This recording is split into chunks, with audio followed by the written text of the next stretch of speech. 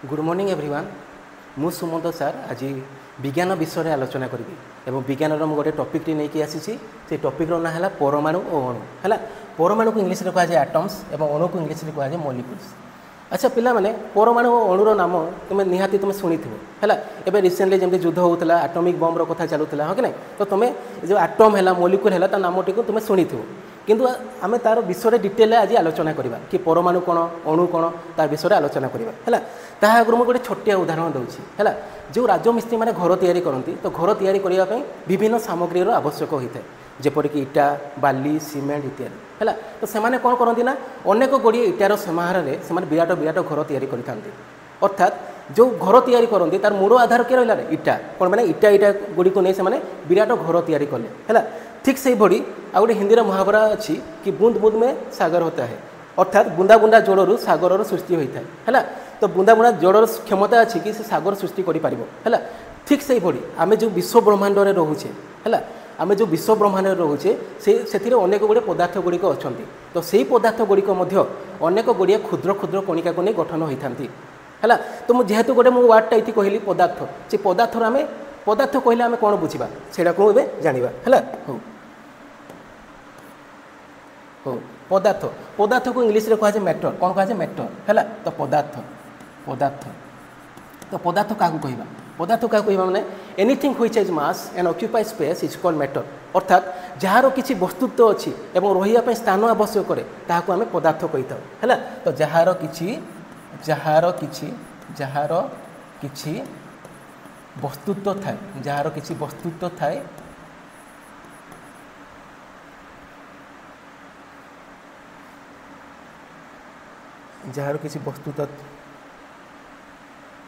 Jar किसी वस्तुत्व थाए एवं रहिबाकू स्थान आवश्यक करे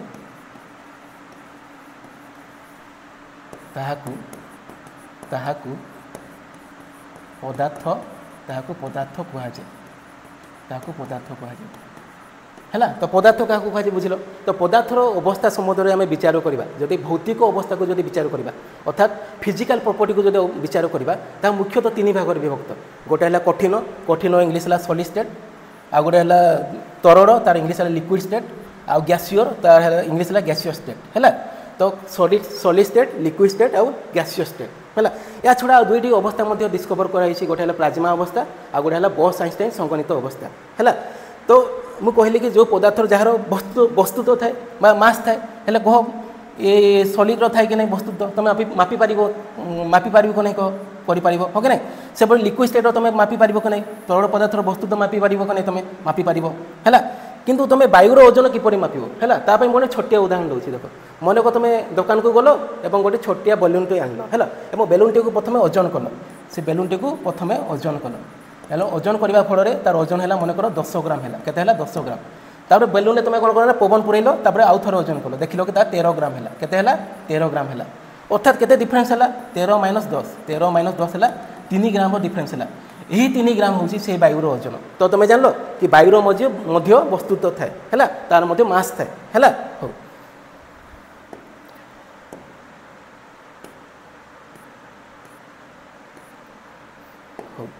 तो ये आलोचना करबा जो पदार्थ गुड़िक गठन संपर्क आलोचना करबा है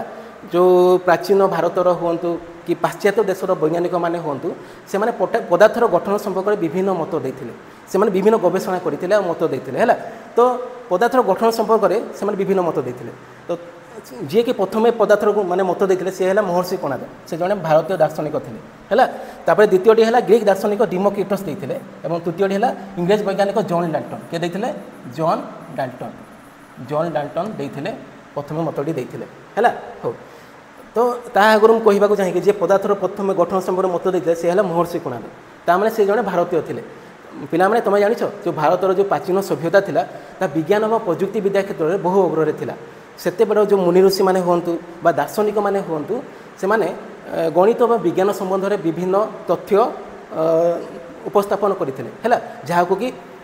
वेद पुराण गुड़िक लिपिबद्ध करते हैं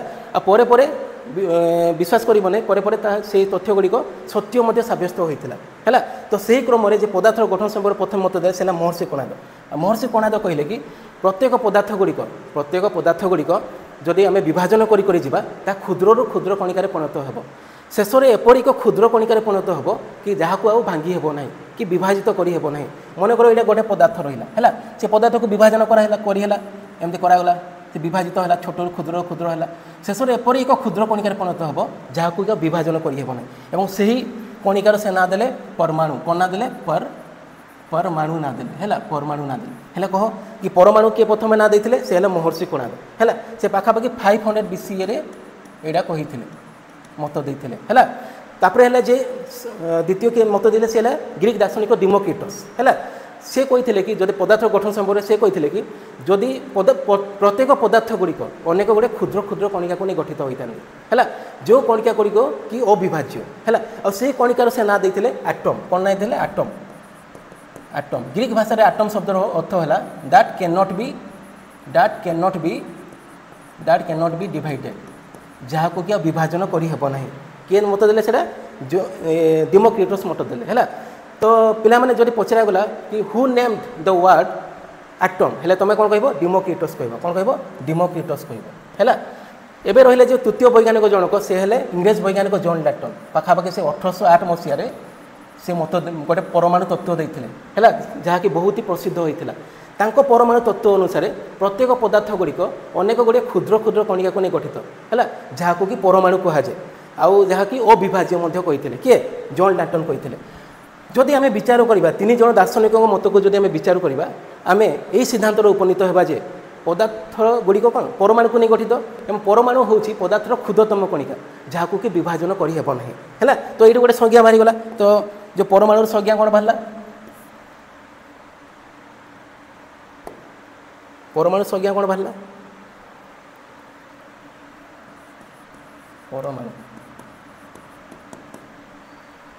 परमाणु संज्ञा कौन बाहर पदार्थर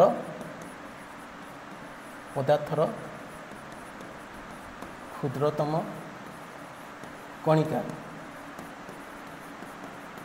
जहाँ को विभाजन करी हेब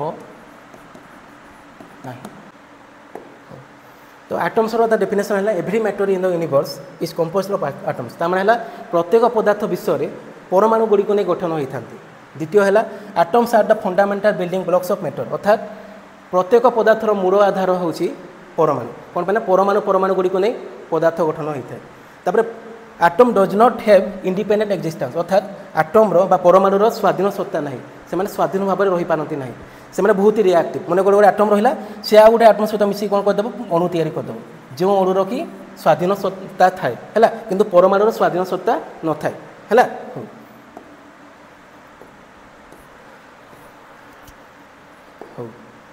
एबे परमाणुर गठन संपर्क पढ़ा जो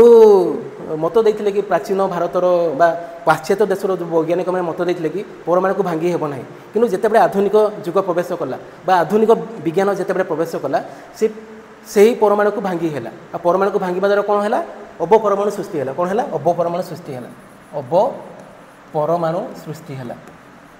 जहाँ को इंग्लीश गला सब आटम कौन कौन है सब आटम है। सब आटम एग्जांपल है जपरी प्रोटॉन प्रोटॉन तापर इलेक्ट्रॉन तापर न्यूट्रॉन एगुड़ा सब आटमिक पार्टिकल है। प्रोटॉन है पॉजिटिव चार्ज युक्त कणिका माने धनात्मक चार्ज पॉजिटिव चार्ज युक्त कणिका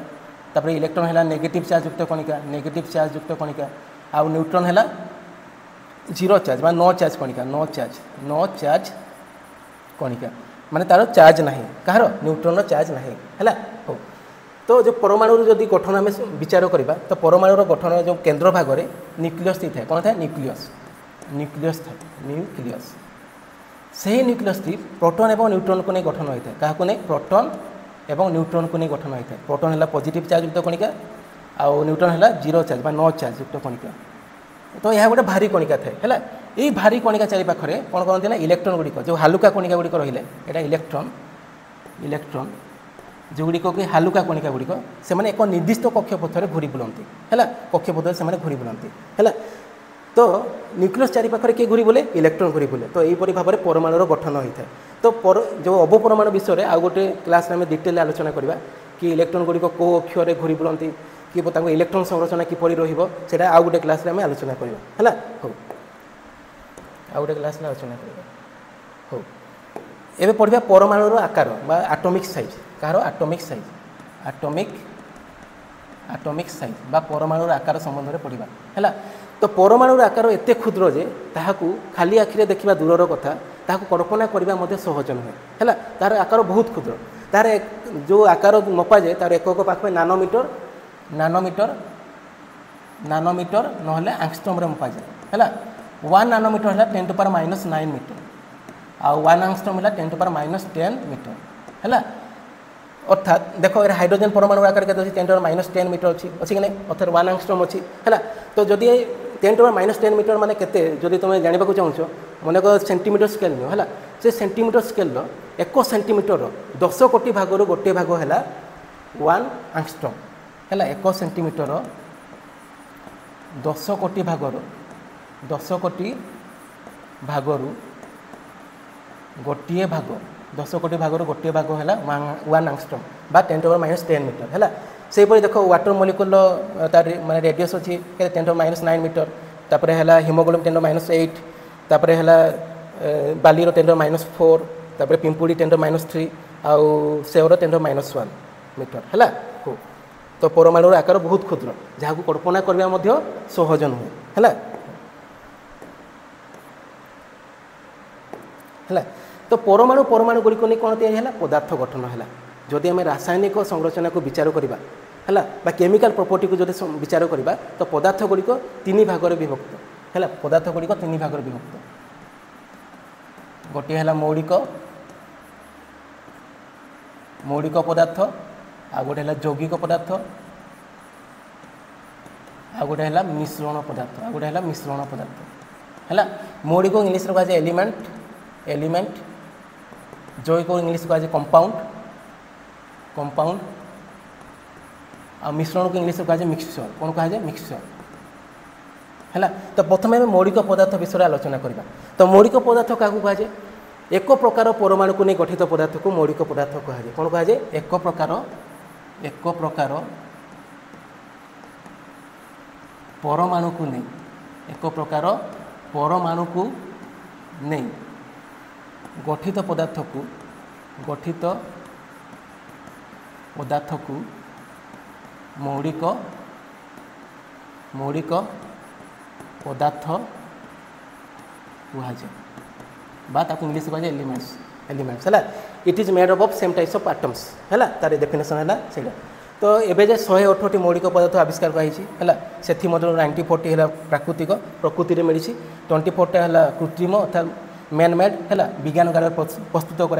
है तो एत गुड़े मौलिक आविष्कार करागला तो आम से किपरि भाव चिन्हवा अच्छा पिला माने तुम मैंने परस्पर को किपरि चिन्हि था परस्पर नाम द्वारा चिन्हि था हो कि नहीं ठीक से भड़ी आम मौलिक गुड़िक तार नाम द्वारा चिन्हवा है तो पूर्व काल में कौन कर मौलिक गुड़िक नामकरण किपरि करा जेपरिक ग्रीक भाषा हो कि जर्मान भाषा हो बा लाटिन भाषा ताको आदृत करा तार नामकरण करा तो एबे किंतु से व्यवस्था नहीं एबे अच्छी गोटे संस्थाटे अच्छी ता ना IUPAC संघ कौनटा IUPAC संघ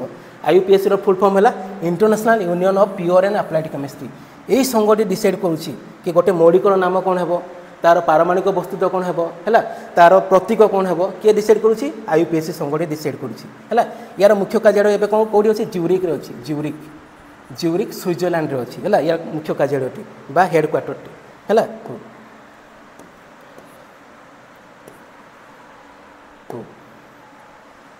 तो जो मौलिक गुड़िक नामकरण करागला तो ताहापे किसी नियम पालन करने को पड़ेगा जेपरिक तार जिते नामकरण करागला प्रतीक लिखा स्टार्ट करा प्रतीक बा सिंबल लिखा स्टार्ट करा सिंबल बा प्रतीक प्रतीक कौन ना गोटे मौलिकर पूरा नाम परिवर्ते जो संक्षिप्त नाम को आम व्यवहार करें कहा जाए प्रतीक है हो तो जिते लिखागला तो प्रथम अक्षर सदा सर्वदा बड़ अक्षर थी कैपिटाल लेटर थी है एवं द्वितीय अक्षर कौन थी स्मॉल लेटर थी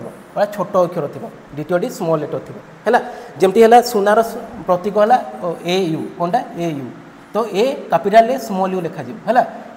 कैपिटल यू लिखिदे भूल हो स्मॉल ए कैपिटल यू लिखिदे भी भूल हो तो प्रथम कैपिटल लिखा पड़ो द्वितीय स्मॉल लिखा पड़ो हेल्ले से ठीक हे ठीक से oxygen O hydrogen H barium B ए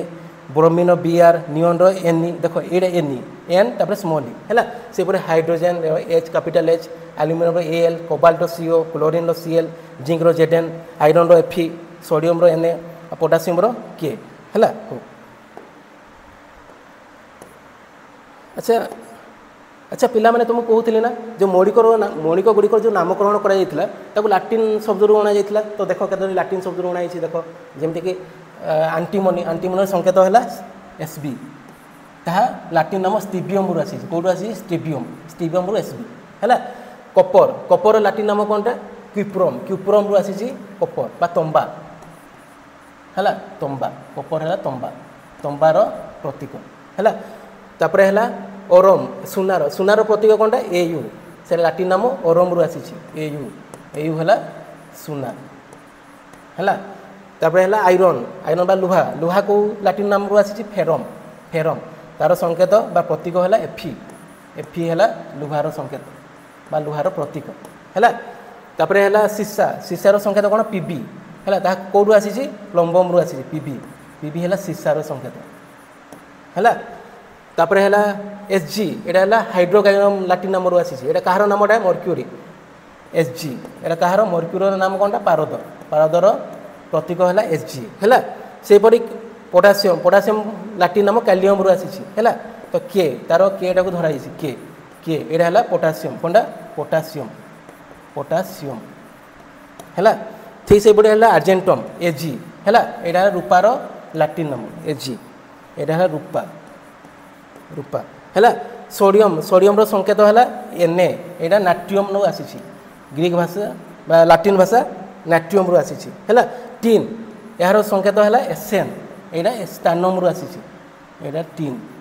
स्टानम रु आसी है हो तापर लास्ट टंगस्टन लिखाई वेलफ्राम रु आसी तार संकेत है डब्ल्यू है तो यहीपरि भाव में लाटिन नाम तार नामकरण कर पूर्व काल है एवं से चालू अच्छी यह छड़ा देखो केतोटी मौलिक नामकरण कराई तार प्रतीक लिखाई एगुड़िक मन कर दियो है मन करवा इजी है डिफिकल्ट ना जमी आलुमिनियम है ए एल आर्गन है ए आर बेरियम है बी ए बोरन है बी ब्रोमीन है बी आर कैल्शियम है सी ए कार्बन है सी क्लोरीन है सी एल कोबाल्ट है सी ओ कपर है सी यू जमी क्यूप्रम रु आसला से सी लिखाई है फ्लोरीन है एफ गोल्ड है ए यू कौन पाए ना ओरम रु आसी लाटिन नाम ओरम रु आसी है hydrogen H iodine I iron Fe lead है पीबी मैग्नेशियम है एमजी तापर नियन है एन इ नाइट्रोजन है एन ऑक्सीजन ओ है पोटासियम कौन पी लिखा कथा कौन के लिखाई ना यहाँ लाटिन नाम कैलियम रु आसी कैलियम कैलियम रु आसी तेणु ये ना है के है सिलिकन है एस आई तापर सिल्वर है एजी सोडियम है एन ए सल्फर है एस यूरानियम है यू जिंक है जेड एन है तो यहीपरि भाव में नामकरण कर प्रतीक लिखाई है हो पिला मैंने तुमको मानक मुझे सजेस्ट करी जिते तुम मौलिक गुड़िक नामकरण नाम मन करुच गोटे सिस्टमेटिक वे कर है जेपरिक सिस्टमेटिक माने आटोमिक नंबर हिसाब से कर परमाणु क्रमांक हिसाब से कर है तो 1 ରୁ 30 पर्यंत मन कर तो प्रथम कौन कर ना एत न करके 1 ରୁ 10 कर प्रथम है 1 ରୁ 10 कर प्रथम 1 ରୁ 10 कर सारापर 10 ରୁ 20 कर फिर 20 ରୁ 30 कर है 10 ରୁ 20 कर 20 ରୁ 30 कर सुविधा हम है आ बारंबार पढ़ले निहाती मन रही है जमी 1 नंबर आस hydrogen helium lithium beryllium boron carbon nitrogen oxygen fluorine neon है 10 नंबर मन कल तापर सोडियम मैग्नेशियम एल्युमिनियम है तापर ये सिलिकॉन तापर फॉस्फोरस तापर सल्फर तापर chlorine argon potassium calcium scandium titanium vanadium chromium manganese iron cobalt nickel copper zinc तो यहीपरि भाव में तुम 30 टी मौलिक ना मन कर दियो है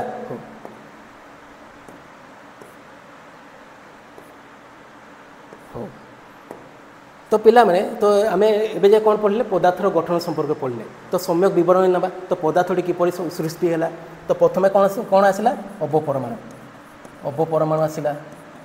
है तापर अपपरमाणु को लेकिन कौन आसला परमाणु आसला कौन आसला परमाणु आसला तापर परमाणु गुड़ी को नहीं कौन आसला अणु तैयारी है तापर अणु गुड़ी को नहीं कौन तैयारी है पदार्थ तैयारी है कौन तैयारी है पदार्थ तैयारी है यहाँ पदार्थर गठन सिस्टमेटिक हुए यहाँ सब आटम यहाँ कह सब आटम तापर यहाँ आटम यहाँ मॉलिक्यूल यहाँ मॉलिक्यूल यहाँ मैटर है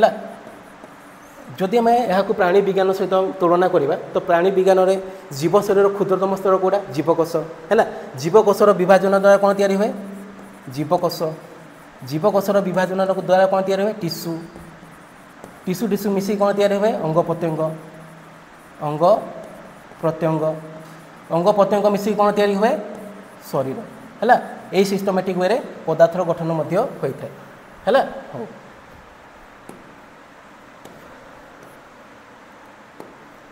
हो मु जो हेडिंग देती परमाणु अणु संबंध में विचार करवा कही एवं अणु संबंध में आलोचना करवा है तो अणु क्या कहवा जदि तुम मानक मुझे साधारण भाषा कहि अणु कहले है परमाणु गुड़ी को नहीं अणु तैयारी होता है कौनटा परमाणु गुड़ी को नहीं परमाणु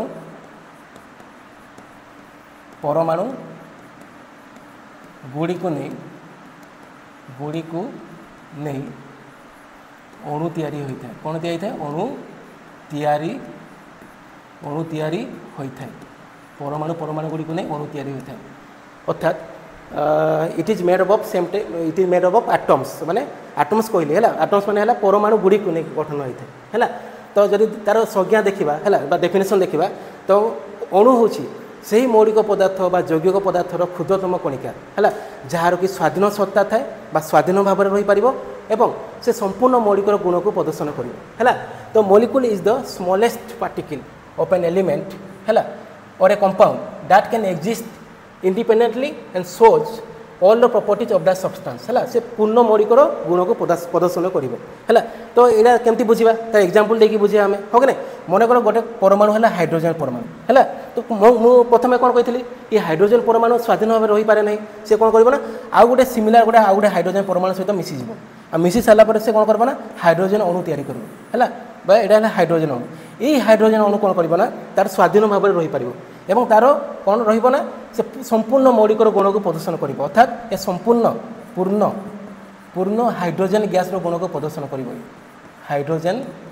गैस गुण को ये प्रदर्शन कर तो यहाँ कह अणु कह तो परमाणु गुड़ी को नहीं कौन तैयारी है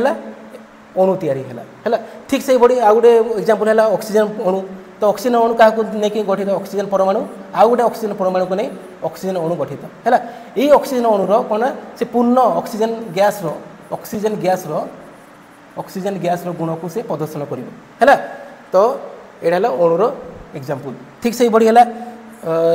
है देखो H2O यहाँ कहार संकेत यहाँ जड़र संकेत हो ना H2O है जड़र संकेत तो H2O है दुईटी हाइड्रोजन परमाणु अच्छा और गोटे ऑक्सीजन परमाणु को नहीं जड़ अणु तैयारी यहाँ गोटे हाइड्रोजन यहाँ गोटे हाइड्रोजन यहाँ गोटे ऑक्सीजन है से कार्बन डाइऑक्साइड कौन अच्छी CO2 तार संकेत है CO2 बा अंगारकाम्ल ये गोटे कार्बन अच्छी दुईटी कौन अच्छी ऑक्सीजन परमाणु अच्छी है तो कार्बन डाइऑक्साइड अणु यहाँ से मिथेन संकेत कौन CH4 कौन अच्छी गोटे कार्बन अच्छी और 4टी हाइड्रोजन परमाणु अच्छी है तो यहीपरि भाव में अणु तैयारी अणु तैयारी जदि आम अणुर गठन को विचार करवा साधारणतः दुई भाग में विभक्त गोटे है मौलिकर अणु गोटे है मौलिकर अणु आ गोटे है यौगिकर अणु आ गोटे है यौगिकर अणु है एक प्रकार परमाणु को नहीं गठित अणु को आम कह मौलिकर अणु माने गोटे प्रकार ही परमाणु थी है कह मौलिकर अणु जमती है H2 कौन गोटे प्रकार परमाणु अच्छे H जोग H तो यहाँ है मौलिकर परमाणु है O2 यहाँ कौन है O जोग O गोटे प्रकार परमाणु अच्छा O3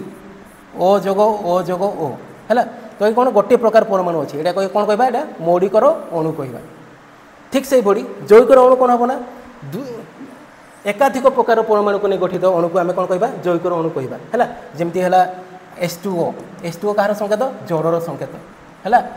NH3 कहार संकेत एमोनियार संकेत NH3 एमोनियार संकेत है कार्बन डाइऑक्साइड CO2 है कार्बन अंगारकाम्ल संकेत है। तो यहीपरि भाव में आ गए H2SO4 सल्फ्यूरिक एसिड संकेत है। एगुड़ा यौगिक अणु कौन पे ना ये देख विभिन्न प्रकार परमाणु गुड़िक अच्छा माने एकाधिक प्रकार परमाणु अच्छा देख ये गोटे हाइड्रोजेन तापर ऑक्सीजन 2 प्रकार अच्छा ये देख 2 प्रकार अच्छा कि देख ये 1 2 और 3 प्रकार अच्छा ओके ना। तो यहाँ कह जैविक अणु कहवा है।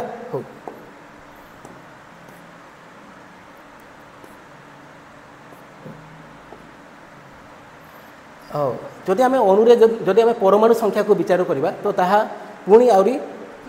3 भाग विभक्त अच्छी गोटे है एक परमाणु विशिष्ट अणु बा मोनो एटॉमिक मॉलिक्यूल बा आ गोटे है 2 परमाणु विशिष्ट अणु बा डाई एटॉमिक मॉलिक्यूल और आ गोटे है बहु परमाणु विशिष्ट अणु बा पॉली एटॉमिक मॉलिक्यूल। जदि गोटे अणुरे गोटे मात्र कौन थाए परमाणु थाए गोटे परमाणु थाए तेबे आम कौन कहवा एक परमाणु विशिष्ट अणु कहवा। जदि गोटे परमाणु थाए जदि गोटे अणुरे गोटे परमाणु थाए कहवा एक परमाणु विशिष्ट अणु है। जदि गोटे अणुरे 2टी परमाणु थाए कहवा आम 2 परमाणु विशिष्ट अणु कहवा है। हो जदि गोटे अणुरे 2 रु अधिक प्रकार परमाणु थाए तेबे कहवा बहु परमाणु विशिष्ट अणु कहवा बा पॉली एटॉमिक मॉलिक्यूल कहवा है। अणुरे थिबा परमाणु संख्या को आम तार परमाणु कथा कहुए है एटॉमिसिटी कहुए। अणुरे केतोटी परमाणु अच्छा तार जो संख्या तो तुम गणिदेव तुम एटॉमिसिटी बा परमाणु कथा तुम निर्णय कर है। तो 3 भाग थिला गोटे है मोनो एटॉमिक मॉलिक्यूल बा एक परमाणु मोनो मान है एक परमाणु विशिष्ट अणु एक परमाणु विशिष्ट अणु है। तापर डाई एटॉमिक मॉलिक्यूल अर्थात 2 परमाणु विशिष्ट अणु 2 परमाणु विशिष्ट अणु। तापर है पॉली पॉली मान है बहु परमाणु विशिष्ट अणु है। तो तार एग्जांपल देखा कौड़ा अच्छा एक परमाणु विशिष्ट अणु आ कौड़ा बहु परमाणु विशिष्ट अणु है। अच्छा जो निष्क्रिय गैस नोबेल गैस जो फैमिली रहा जो ग्रुप 18 रे रोचे periodic table helium neon argon krypton xenon radon एगुड़ा सब हम एक परमाणु विशिष्ट अणु बा मोनो एटॉमिक मॉलिक्यूल है। तापर है 2 परमाणु विशिष्ट अणु कौड़ा जमी है hydrogen nitrogen oxygen fluorine chlorine bromine तापर है आयोडीन यहाँ है 2 परमाणु विशिष्ट अणु। तापर है बहु परमाणु विशिष्ट अणु माने कौनटा तार 2 रु अधिक परमाणु थी से 2 रु अधिक परमाणु थी जमी है O3 यहाँ कार संकेत ओजोन संकेत है O3 है। तापर है P4 यहाँ है फॉस्फोरस है 4टी फॉस्फोरस परमाणु को नहीं गठित है 4 फॉस्फोरस परमाणु को नहीं फॉस्फोरस अणु गठित S8 अर्थात 8टी सल्फर परमाणु को नहीं गठित 8टी सल्फर परमाणु को नहीं गठित है। ठीक से भाई आ गोटे है H2O CO2 है NH3 ये सब गुड़ी जी पॉली एटॉमिक मॉलिक्यूल इनक्लूड है। हो आशा कर पिला माने तुम बुझी थो यहाँ केमती monoatomic polyatomic diatomic केमती बाहर करा जीवो है। देखो यहाँ आर्गन है monoatomic helium monoatomic oxygen है डाई एटॉमिक नाइट्रोजन है डाई एटॉमिक है। तापर क्लोरीन है डाई एटॉमिक तापर है फॉस्फोरस है टेट्रा एटॉमिक टेट्रा मान है 4टी परमाणु थी केतटी 4टी। तार सल्फर है पॉली एटॉमिक माने 8टी परमाणु को नहीं देख सल्फर 8टी परमाणु अच्छे कि 1 2 3 4 5 6 7 8 8टी परमाणु अच्छे। देखो फॉस्फोरस 4टी परमाणु अच्छे कि देख 1 2 3 4 तो युवा है कौनटा पॉली एटॉमिक मॉलिक्यूल। ये देख ऑक्सीजन अणु यहाँ ऑक्सीजन अणु यहाँ हाइड्रोजन अणु यहाँ है N2 नाइट्रोजन अणु यहाँ क्लोरीन अणु एगुड़ा है आर्गन यहाँ है हीलियम है। तो यहीपरि भाव में आम चिन्ह पार मोनो एटॉमिक डाई एटॉमिक आउ पॉली एटॉमिक है। तो लास्ट आम आलोचना करबा एटॉमिसिटी बा परमाणुकता परमाणुकता ता माने गोटे अणुरे केतोटी परमाणु अच्छा गोटे अणुरे केतोटी परमाणु अच्छी। एग्जांपल देखो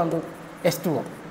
एग्जांपल है H2 रे कह पिला माने केतोटी परमाणु अच्छा 2टी हाइड्रोजन परमाणु और गोटे ऑक्सीजन परमाणु अच्छी। तो केतोटी परमाणु है 3टी तो यार परमाणुकता है 3 है। ठीक से CO2 रे पिला माने कह गोटे कार्बन अच्छी और 2टी ऑक्सीजन अच्छी। तो यार परमाणुकता के 1 + 2 3 है यार एटॉमिसिटी। ठीक से NH3 कौन हम गोटे नाइट्रोजेन और 3टी हाइड्रोजेन अच्छी। तो यार परमाणुकता है 4 है यार परमाणुकता है 4। ठीक से पे पे गोटे लंबाटा को कर H2SO4 परमाणुकता निर्णय कर ये कह पे 2टी हाइड्रोजेन अच्छी गोटे सल्फर अच्छी और 4टी ऑक्सीजन अच्छी तो 4 2 6 1 7 तो 7 यार परमाणु कता है 7 तो यहीपरी भाव में तुम परमाणु कता बाहर कर एटोमिसिटी बाहर कर आशा करे पिला माने समस्त को ये क्लास टी भल लगी भविष्य में आहरी फाउंडेशन क्लास नहीं आनी लाइक शेयर करके प्रोत्साहन दिंतु धन्यवाद थैंक यू।